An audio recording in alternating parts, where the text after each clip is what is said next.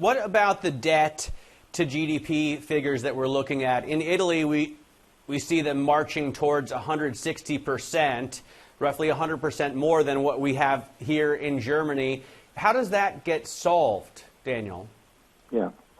It is very difficult to get it solved with policies that incentivize spending. It is impossible, actually.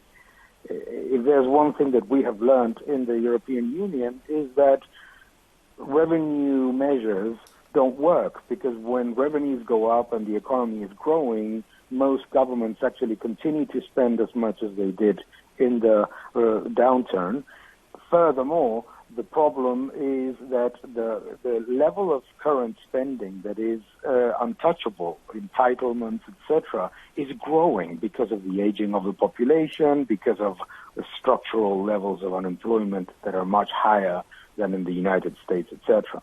So it is impossible to solve it with revenue measures, and it is also very, very difficult to solve it with growth measures, because I think that it is by now pretty evident that the Eurozone in growth times does not achieve the levels of productivity growth, of earnings, and of GDP growth of comparable economies. So this is almost like an ongoing problem that continues to make those countries like Italy, like Spain, that are hugely indebted. They continue to be very indebted even in growth periods. And when things get bad, the debt goes further up.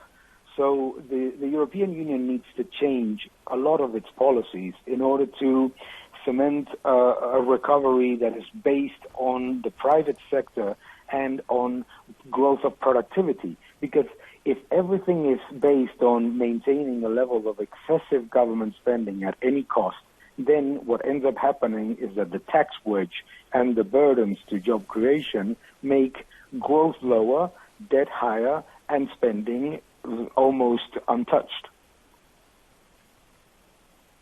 Daniel, thank you very much. Stay with us. Daniel Lacalle, Chief Economist at Tressis, stays with us.